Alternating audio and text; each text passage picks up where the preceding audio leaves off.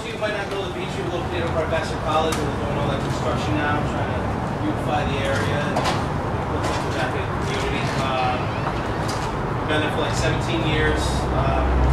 We enjoy a relationship with everybody around us, you know, from restaurants to the community. We have a lot of local people come in, and we're just trying to give you some good food and make it happen. So we're going to do that today. I wanted to do something a little different, a little, you know, something you might not have seen with some of the other chefs. I was kind of trying to think what I could do, what, you know, like fall, you know, it's starting to get colder now, and I wanted to do something a little more towards that theme, you know, something with colder weather.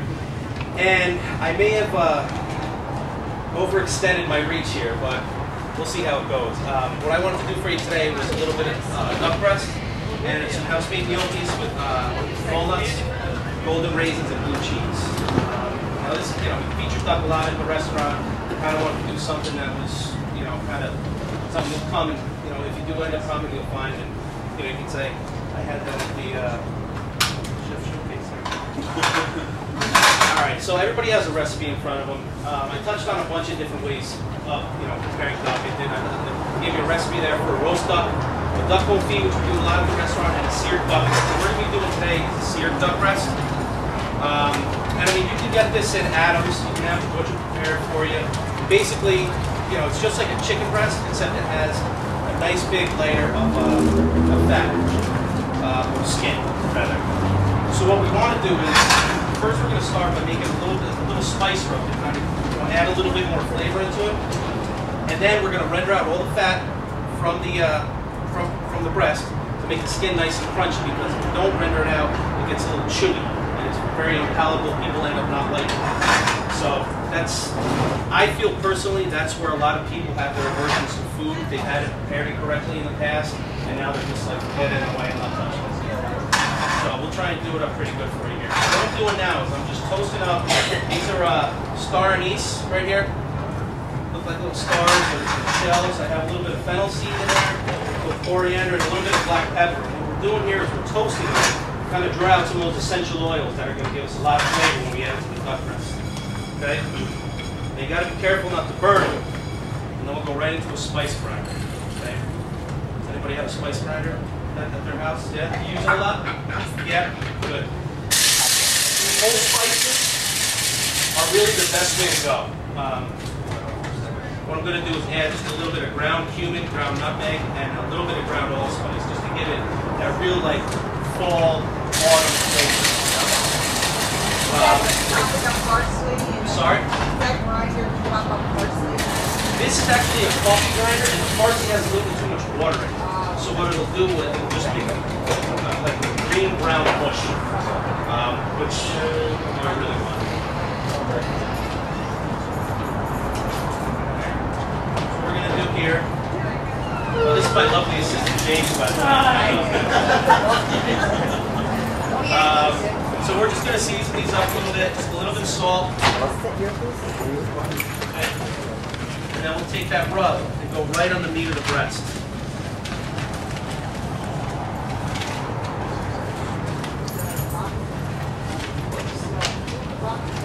Alright, now what we got here, we got our pan trying to get nice and hot. Okay, and this. Put the rub on. Sorry? Put the rub on one side. Yep, just on one side. Because what's going to happen is we're going to render out the fat in the pan, and then we're going to flip it over onto the meat side and cook that like you would like a chicken breast or, you know, a piece of meat in the pan. Because there's so much fat in this duck, what we're going to do is just go right into the pan, dry, because it's going to release enough of its own fat to help cook. Okay? And also, if you can see here, I have these, I've scored the meat, or the fat rather, so that that's going to help some of the fat come out of it. See that there? Just cut it through like that. You can also do that with a fork, maybe by like piercing the skin.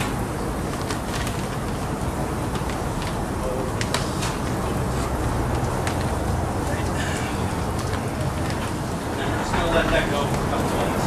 Okay? What's going to happen now is, like I said, the fat's going to start to render out, and it's going to release from the pan as soon as it starts to get nice and crispy. Once it starts to release, we're going to turn it way, way, way down, because we want to draw out all that fat, like crispy pieces of bacon. know what I mean? You don't want it chewy like that. You want it nice and crisp when you bite into it. It has a little bit of a bite to it. She knows.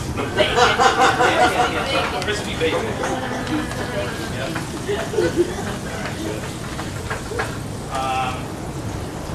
So actually, do we have any of those recipes? Grab that, James. Has anybody made duck before? Yeah? How'd it come out? Okay. Yeah? Feeling pretty good? Good. Good. You said you made some too? Okay, right. Yeah? The breast or the legs?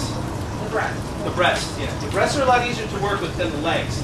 And the reason I asked how it came out was because my mother tells a story about how one Christmas she tried to cook a goose for, and it shrunk down to like about 2 pounds, and she wasn't able to serve it. So, I kind of made it my mission to figure out how to cook it, and I helped her along with it one year. But anyway,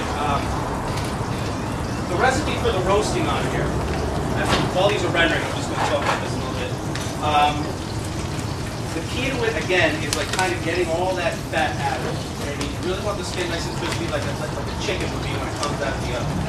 Chickens have a lot less fat on it than a duck does. And what it says here in the recipe is we roast it at 200. You want to pierce the skin with a fork, and that's kind of like what we did here with the scoring. We're removing, giving like an alley for all that fat to get out.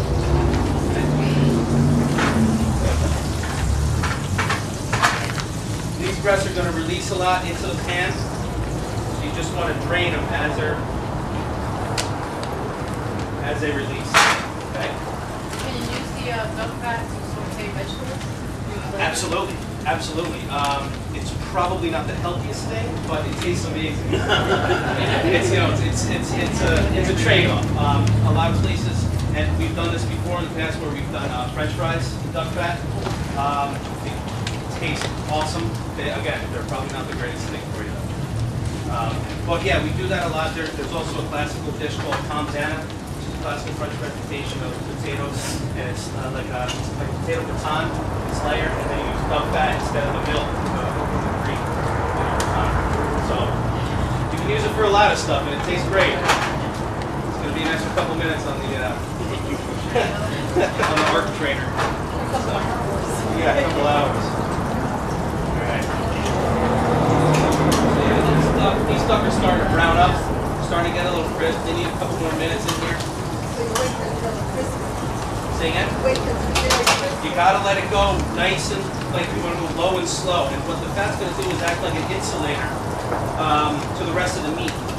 Because duck meat you can actually eat like a steak. You can eat it like medium rare, medium. There's not the threat of salmonella like there is with chicken.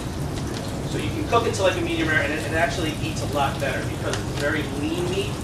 So when you eat it at a lower degree of doneness, medium rare, it's going to chew a lot better. It's going to taste a lot better. Okay? So don't be afraid of the medium rare on the duck if you get it at a restaurant. It's actually, they're looking out for you. It's going to taste a lot better.